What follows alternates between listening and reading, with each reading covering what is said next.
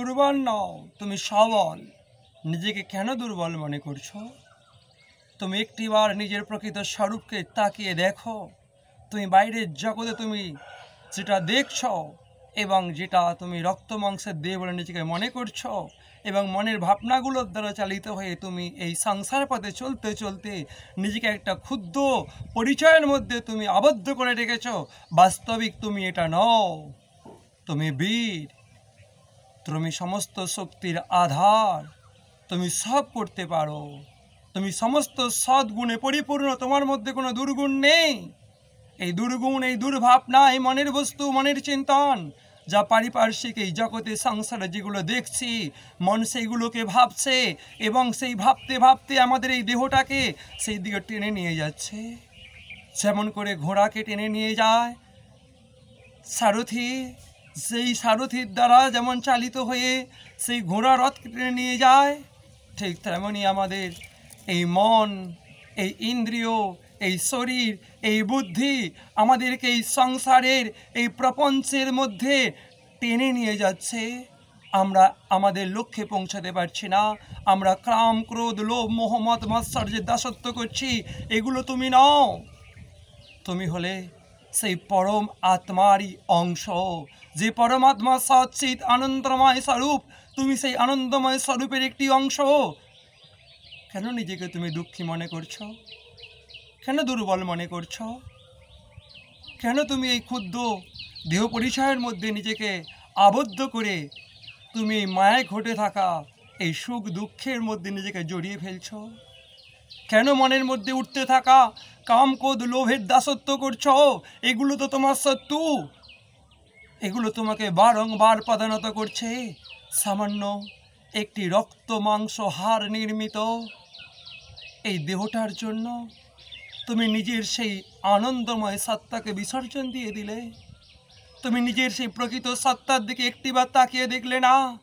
তুমি যে সুখের পাশ্চাত্যে ছুটছে থেকে সুখ বলে মনে করছো, একটিবার চিন্তা করে দেখো, এই দেহটা থেকে যদি সে বেরিয়ে যায়, যে দেহটার জন্য আমরা 4 ঘন্টা 8 ঘন্টা আমরা কাজ করছি, 4 ঘন্টা আমরা রাস্তায় গিয়ে আমরা কষ্ট করে বাঁদর ঝোলা হয়ে গাড়িতে করে যাতায়াত করছি, আমরা না খেয়ে শুকনো মুড়ি খেয়ে, যেটার জন্য আমরা কলকারখানায় কাজ করে ফিরে আসছি, কি সুখের জন্য তুমি এত কষ্ট করছো? এর এক বিন্দু কষ্টকে তুমি ভগবান প্রাপ্তির জন্য, নিজেকে জানার জন্য করেছ? তুমি যে সুখের সন্ধান করছো, ও সুখ নয়, ও কাম শত্রু মনের মধ্যে দাপিয়ে বেড়াচ্ছে। তাই তো একটা ঘৃণ্য বস্তু, যে মানুষ মারা গেলে 3 দিন যদি তাকে রেখে দেওয়া হয় গৃহের মধ্যে, এত দুর্গন্ধ ছড়াবে, পচে যাবে, শিয়াল কুকুরে উৎপাত করবে যদি ফেলে দিই সেটাকে ভাগাড়ে, ছিঁড়ে ছিঁড়ে খাবে, শকুনে ঠুকরে ঠুকরে নষ্ট করবে, নাড়ি ভুড়ি পড়ে নিজেকেই ঘৃণা লাগবে। আজকে সেই দেহটাকেই আমরা মহাবস্তু বলে মনে করছি। আমরা নয়, এ আমাদের শত্রু কামকে আমরা মনের মধ্যে প্রশ্রয় দিচ্ছি, আমরা তার চরণে মাথা নত করছি। তাই তো একটা ঘৃণ্য দেহ আমাদের কাছে এত প্রিয়। ভগবান অতটা প্রিয় নয়? কেন নিজেকে বীর মনে করছো? কিসের এত অহংকার, কিসের দম্ভ, কিসের পদের এত আহামরি ভাব দেখাচ্ছ? নিজে তো অন্যের হাতের দাস হয়ে চালিত হচ্ছ। সেই তো কামের দাস, সেই তো ক্রোধের দাস, সেই তো লোভের দাস। এই 3টি তো নরকের দরজা। ওগো, এগুলো তোমার স্বরূপ নও। তুমি এ থেকে ভিন্ন বস্তু, তুমি আত্মা। এসো, আমরা সেই মনের ভাবকে মারি, ভগবানের নামের দ্বারা আমাদের এই দুষ্ট মনকে আমরা বশীভূত করি হরি গুরু বৈষ্ণবের সঙ্গ দ্বারা। কিন্তু আমরা যতটা কষ্ট এই কাম শত্রুর দ্বারা চালিত হয়ে করি, এই লোভ শত্রুর দ্বারা চালিত হয়ে করি, এই ক্রোধ শত্রুর দ্বারা চালিত হয়ে করি, তার এক বিন্দু কষ্ট আমরা হরিগুরু বৈষ্ণবের চরণে বসে তাদের সেবা করে করতে পারি না। তাহলে আমাদের জীবন কী করে সার্থক হবে?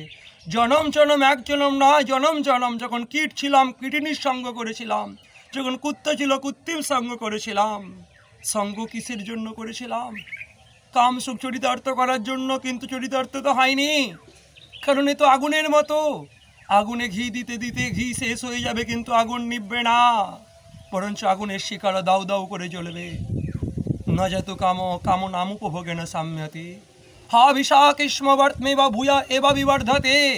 আগুনে ঘি দিয়া ছাড়ো, আগুনে ঘি দিতে এসো না, তোমার সমস্ত পরমায়ু শেষ হয়ে যাবে। এটা পরমায়ু। কেন পরমায়ু? কেন শ্রেষ্ঠ আয়ু? কীট পতঙ্গের জীবনে তো আমরা ভগবান কি বুঝতে পারিনি, আমাদের তো বিবেক ছিল না, বৈষ্ণব সঙ্গ কি বুঝতে পারিনি, আজকে মনুষ্যকুলে এসেও আমরা সেটাও বুঝতে পারছি না।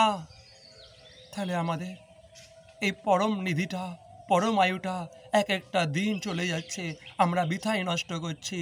এরপর কে যাবে যখন এই দেহ ছেড়ে চলে যাব?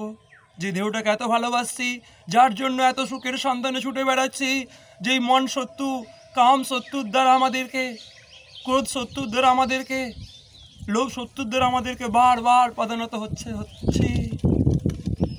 ওঠো, জাগো, লক্ষ্যে এগিয়ে চলো, চোখের জল ফেলো না।